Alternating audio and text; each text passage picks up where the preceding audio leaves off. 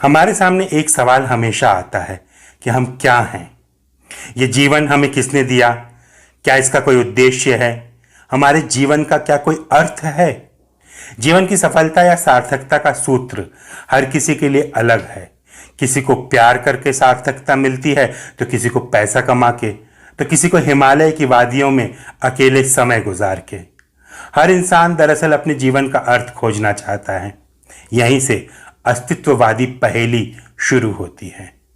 जैसे ही आप अपने जीवन यानी अस्तित्व का अर्थ खोजने की दिशा में बढ़ेंगे, आप अस्तित्ववादी होने लगेंगे।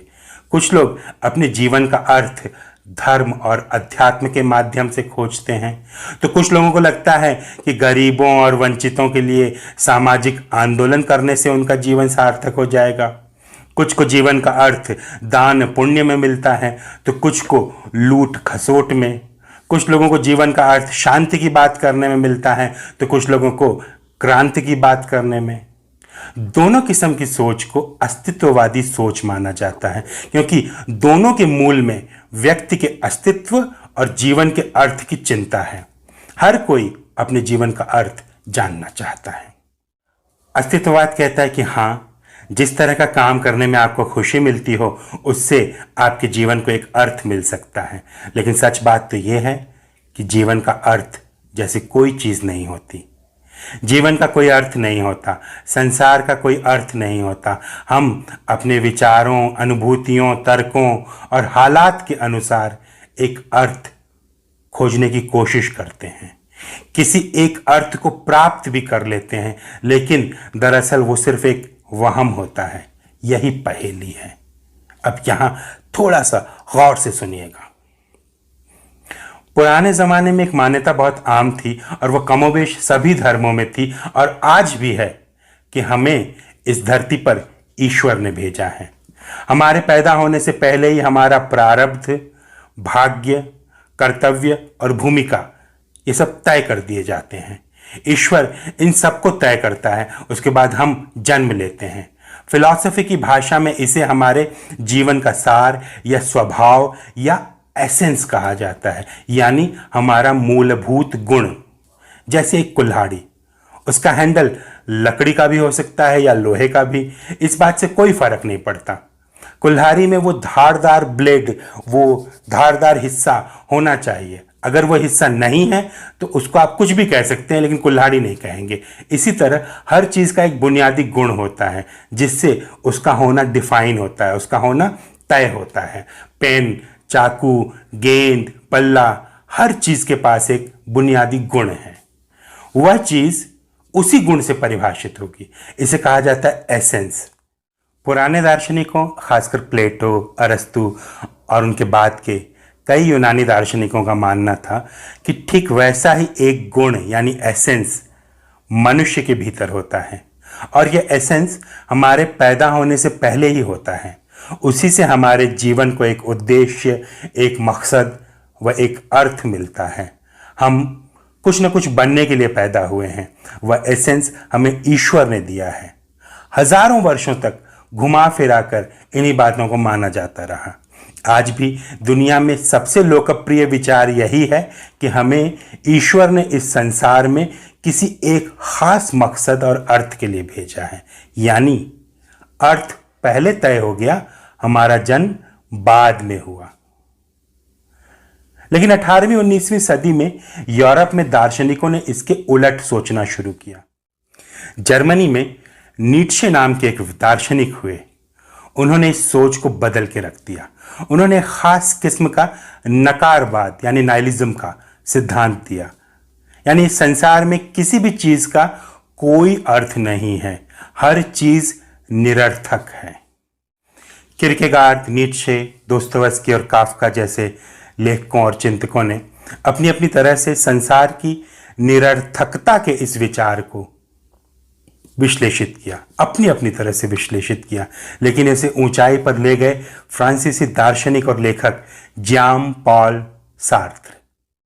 उन्होंने साफ कहा कि एग्जिस्टेंस प्रीसीड्स एसेंस, यानी पहले इंसान का जन्म होता है, उसके बाद वह अपना एसेंस पाता है, उसके बाद मकसद खोजने की दिशा में आगे बढ़ता है। ध्यान रखिए, पुरानी दार्शनिक धार्मिक मान्यताएं कहती हैं कि ईश्वर पहले जिंदगी का मकसद बनाता है, फिर जिंदगी बनती है। लेकिन अस्तित्ववाद कहता है पहले अस्तित्व बनता है, जीवन बनता है, उसके बाद उसके मकसद की तलाश शुरू होती है। पहले मनुष्य पैदा होगा, फिर पता चलेगा कि वह अच्छा है, बुरा है, या आगे चलकर उसने जीवन में क्या किया। मनुष्य कोई वस्तु तो है नहीं कि पहले से पता हो कि हमें एक चाकू बनाना है जिससे हम सब्जियां काट सकें। यानी मकसद, उद्देश्य, ये सब पहले से नहीं पता होते। सार्त्र से लेकर तमाम अस्तित्ववादी चिंतकों ने कहा कि पैदा होने के बाद हमें अपने जीवन की रचना खुद करनी पड़ती है। अपने मूल्यों, गुणों, अवगुणों का निर्धारण हम खुद करते हैं। कैसे करते हैं? अपने निर्णयों और चयन के द्वारा करते हैं। हमें किसी ईश्वर ने नहीं बनाया। हमारा नियंत्रण कोई ईश्वर या ऑलमाइटी नहीं करता। हमारे पास कोई डेस्टिनी, प्रारब्ध या पहले से निर्धारित भाग्य नहीं होता। सब कुछ हमारे निर्णय, हमारे चयन होते हैं। किसी एक खास स्थिति में हमने कौन सा रास्ता चुना, इसी से हमारा आगे का जीवन तय होता है। हम चुनने के लिए आजाद हैं। जब हम प्राप्त विकल्पों में से किसी को भी नहीं चुनते, तब भी वो एक तरह से हमारे द्वारा किया गया चयन होता है। मजबूरी में भी हमारे सामने चयन का विकल्प होता है। इस तरह हम हमेशा स्वतंत्र होते हैं, कम से कम अपने चयन के लिए स्वतंत्र। यह स्वतंत्रता हमें कई बार सुखी करती है तो उससे अधिक दुखी करती है। अगर हमें चुनने की स्वतंत्रता भरपूर मिल जाए, पूरी विशालता में मिल जाए, तो हम अपने अनिर्णय से भी दुखी हो जाएंगे। हमारा जीवन जितना हमारे निर्णयों से प्रभावित होता है, उतना ही हमारे अनिर्णय से भी। इसी को एग्जिस्टेंशियल क्राइसिस भी कहते हैं। इस क्राइसिस को समाप्त करने के लिए हम जितने भी उपाय करें, मसलन सामाजिक स्वतंत्रता, आर्थिक स्वतंत्रता, आध्यात्मिक या वैचारिक स्वतंत्रता, ये सब क्राइसिस को पूरी तरह समाप्त करने के बजाय कई बार उसे बढ़ा देते हैं।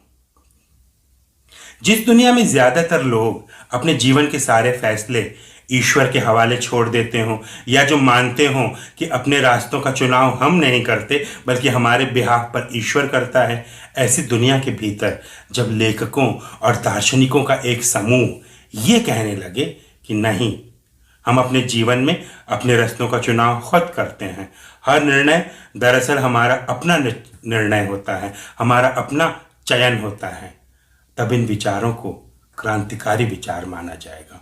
20वीं सदी के आरंभिक वर्षों यानी 1920 से 1950 तक अस्तित्ववादी विचारों और अस्तित्ववादी चिंतन ने पूरी दुनिया को हिलाए रखा। कुछ लोगों को लगता है कि अस्तित्ववाद नास्तिक लोगों का दर्शन है, लेकिन ऐसा नहीं है। किरकेगार्द जैसे आरंभिक दार्शनिक तो बाकायदा ईसाइयत में विश्वास रखते थे, उसका प्रचार भी करते थे और अस्तित्ववादी भी थे। अस्तित्ववाद में भी दो टाइप के लोग होते हैं। आस्तिक टाइप के लोग ईश्वर को मानते तो हैं, लेकिन वो ये दावा नहीं करते कि हमारी जिंदगी को ईश्वर द्वारा नियंत्रित किया जाता है या हमारे सारे रास्ते हमें ईश्वर दिखाता है। और दूसरे नास्तिक किस्म के अस्तित्ववादी, वो तो खैर ईश्वर को मानते ही नहीं, इसलिए ऐसा कोई सवाल ही नहीं होता। इस व्याख्या से आप मोटे तौर पर यह समझ गए होंगे कि अस्तित्ववाद क्या होता है। इसके बाद हम बात करेंगे सार्त्र के कुछ प्रमुख बुनियादी विचारों की। Number 1, man is condemned to be free because once thrown into the world he is responsible for everything he does. ये सार्त्र की सबसे प्रसिद्ध उक्ति है और इस पे सबसे अधिक चर्चा होती है और यहीं से उनके विचारों का सूत्रपात होता है। क्या कह रहे हैं सार्त्र? हिंदी में इस तरह कि मनुष्य स्वतंत्र होने के लिए अभिशप्त है, क्योंकि जब एक बार उसे दुनिया में फेंक दिया जाता है तब वो अपने हर काम का जिम्मेदार खुद होता है। एकदम उल्टी बात। सार्त्र उल्टी गंगा बहाते थे, उनकी बातों की बांसुरी उल्टी बजती थी। दुनिया के दूसरे कई फिलोसोफर्स, कई अध्यात्मवादी, साधु संत कहते हैं कि मनुष्य कभी स्वतंत्र नहीं हो पाता। वो अपनी इंद्रियों का गुलाम है, अपनी सोच का गुलाम है, अपने परिजनों की इच्छाओं का गुलाम है। अपने व्यावसायिक कार्यों का गुलाम है, अपने समाज का गुलाम है। ये सारे लोग बताते हैं कि मनुष्य गुलाम रहने के लिए अभिशप्त है। यहीं पे सार्त्र कहते हैं कि मनुष्य स्वतंत्र होने के लिए अभिशप्त है। वो हर तरह की गुलामी अपने ऊपर ओढ़ने के लिए स्वतंत्र है। उसके सामने हमेशा एक विकल्प होता है कि वह हर तरह की गुलामी को तोड़ दे, लेकिन वह अपनी गुलामियां खुद चुनता है। यही उसकी स्वतंत्रता है। वो चाहे तो परिजनों की इच्छा का गुलाम होना बंद कर दे, चाहे तो कर सकता है, छोड़ दे सारे परिजनों को, लेकिन नहीं छोड़ता। यानी उस गुलामी को वो खुद ओढ़ के चलता है। वो अपनी सोच को बदल सकता है, लेकिन फिर भी नहीं बदलता, उसी सोच को साथ लेके चलता रहता है। यही उसकी स्वतंत्रता है कि वो अपनी सोच को ढो रहा है। वो चाहे तो अपनी सोच को छोड़ के किसी दूसरे की सोच को भी ढो सकता है। यह भी उसकी स्वतंत्रता है। एक बार चाहे तो सही। वो अंततः स्वतंत्र है और यही उसका अभिशाप है कि वो स्वतंत्र है। और इसी अभिशाप से बचने के लिए वो बार बार गुलाम बनता है। कुछ नहीं सूझेगा तो किसी के प्रेम का गुलाम बन जाएगा कि जैसा तुम बोलोगी वैसा ही करूंगा, अपना दिमाग नहीं लगाऊंगा। और यही उसकी स्वतंत्रता है। जिसकी मर्जी है उसका गुलाम बन जाओ, एक से अधिक लोगों, एक से अधिक चीजों का गुलाम बन जाओ। तो यही तो सबसे बड़ी स्वतंत्रता है। किसी भी समय गुलामी की बेड़ी तोड़ सकता है, यह भी स्वतंत्रता है। और किसी भी समय नई गुलामी की बेड़ी पहन सकता है, यह भी स्वतंत्रता है। मजबूरी जैसी कोई चीज जीवन में नहीं होती। हर स्थिति में हमारे सामने कम से कम दो विकल्प होते हैं। हम उन्हीं में से एक विकल्प को चुनते हैं और दूसरे की तरफ देखते भी नहीं और अपने आप से कहते हैं कि मजबूरी है और कोई रास्ता नहीं था। जबकि सच्चाई ये है कि हमने दूसरे रास्ते की तरफ देखा भी नहीं था। आगे कुआं था, पीछे खाई थी। आप कुएं में कूद गए और बोले और कोई रास्ता नहीं था। रास्ता था, आप खाई में भी कूद सकते थे, लेकिन आपने क्या चुना? कुएं को चुना। आप जो भी चुनते हो खुद चुनते हो, उसके जिम्मेदार आप खुद होते हो। उसे चुनने के लिए आप स्वतंत्र होते हो। इसीलिए सार्त्र कहता था कि मनुष्य स्वतंत्र होने के लिए अभिशप्त है, क्योंकि जब एक बार उसे दुनिया में फेंक दिया जाता है तब वो अपने हर काम का जिम्मेदार खुद होता है।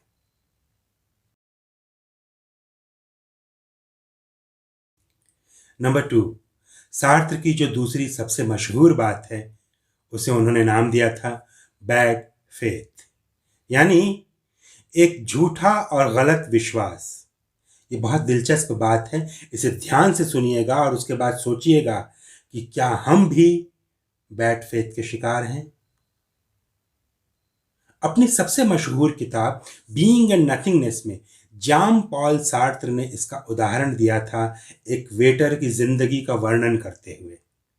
सार्त्र एक कैफे में बैठे हुए हैं और सामने एक वेटर अपना काम कर रहा है और वह वेटर बिल्कुल वेटर जैसा बिहेव कर रहा है। यानी कभी तेजी से चलता है तो कभी धीमे चलता है, ग्राहक के सामने झुक के खड़ा होता है, उसकी हर बात मानता है। वो वेटर अपने काम में पूरी तरह इन्वॉल्व है और ऐसा करते हुए वो अनजाने ही अपने बैड फेथ का प्रदर्शन भी कर रहा है। उस वेटर ने खुद को एक झूठा और खराब विश्वास दिला दिया है कि वो अंततः एक वेटर है, लेकिन ऐसा नहीं होना चाहिए, क्योंकि प्राथमिक तौर पे वो एक मनुष्य है। अपने मनुष्य होने को याद करके वो अपनी संभावनाओं और अपनी क्षमताओं का विकास कर सकता है और चाहे तो कल को हॉलीवुड का एक स्टार भी बन सकता है, क्योंकि बहुत सारे लोग इस तरह से स्टार बने हैं। लेकिन वो चाहे तभी बन सकता है। 90% लोग जो हैं वही बने रहते हैं, क्योंकि उन्होंने खुद को एक झूठा और खराब विश्वास दिला रखा है कि हम दरअसल यही हैं, हम दरअसल यही बनने के लिए पैदा हुए थे और हमें हमारे समय और समाज ने यही बना दिया है। ये बैड फेथ है, अपने आप पे किया गया बैड फेथ। ये दो तरीकों से काम करता है। एक तो हम अपने को बैड फेथ की नज़र से देखते हैं और दूसरे को भी हम इसी बैड फेथ की नज़र से देखने लगते हैं कि वो तो नौकर है, हमेशा नौकर ही रहेगा, कि वो तो घास छील रहा है, घास छीलने के लिए ही पैदा हुआ है। और जब घास छीलने वाला एक इंसान अचानक तरक्की करके मोटर गाड़ी का शोरूम खोल लेता है, तब हम उसे स्वीकार नहीं कर पाते, उससे ईर्ष्या करने लगते हैं, क्योंकि हम तब ये भूल जाते हैं कि वो व्यक्ति स्वतंत्र था।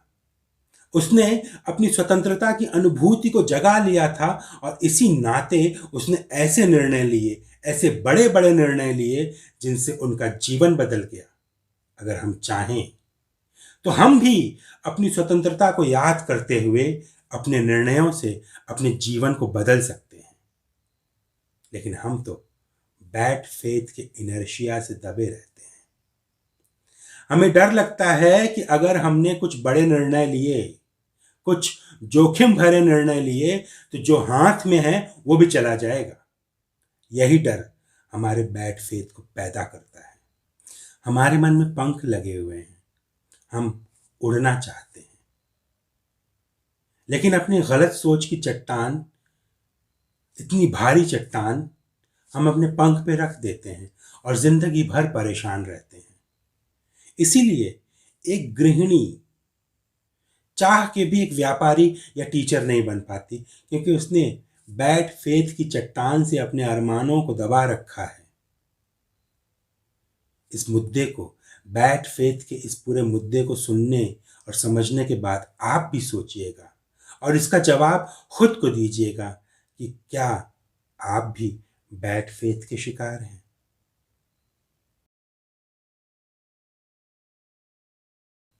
और नंबर 3, एपिसोड के अंत में हम सार्त्र की फिलॉसफी के एक बेहद महत्वपूर्ण पक्ष के बारे में बात करेंगे। वो कहते थे, हमारी स्वतंत्रता और हमारी गुलामी पैसों के आसपास घूमती रहती है। अगर पीछे की दोनों बातें किसी को समझ में नहीं आई हैं, उनको लगा होगा कि बहुत हाई लेवल की फिलॉसफी है, तो भी ये तीसरी बात तो लगभग सभी की समझ में आ जाएगी, क्योंकि ये हम सभी के जीवन की बात है। हम में से हर एक के मुंह से निकलता है कि काश अगर पैसे होते तो ये कर देता, अगर पैसे होते तो वो कर देता। हम बहुत कुछ करना चाहते हैं, लेकिन पैसों की कमी के कारण नहीं कर पाते। यानी हमारी आज़ादी और हमारी गुलामी इस बात पे भी निर्भर करती है कि हमारे पास कितने पैसे हैं। सार्त्र ने इस पे बहुत विस्तार से लिखा है कि हम एक ऐसे पूंजीवादी समाज में रहते हैं जहां पैसा ही सब कुछ है, जहां पैसे को ही भगवान की तरह पूजा जाता है। जिसके पास पैसे हैं उसके 100 गुनाह माफ हैं, और जिसके पास पैसे नहीं हैं उसे अपने तो छोड़ो, दूसरों के गुनाहों की भी सजा झेलनी पड़ती है। और इसी कड़वी सच्चाई के कारण सार्त्र जीवन भर पूंजीवाद के विरोधी बने रहे। सार्त्र मार्क्सवाद में विश्वास करते थे। आज के मार्क्सवादी नौजवानों को इस बात पे भरोसा भी नहीं हो पाता कि एक अस्तित्ववादी चिंतक मार्क्सवादी भी हो सकता है, लेकिन सार्त्र ऐसे थे। वो नास्तिक थे, लेकिन उनके अस्तित्ववाद में एक आध्यात्मिक पुट भी है, क्योंकि अस्तित्व की बात भौतिक बात नहीं है, उसमें आत्मिक और आध्यात्मिक प्रश्नों का आना स्वाभाविक है। लेकिन इनके बावजूद वो मार्क्सवादी थे।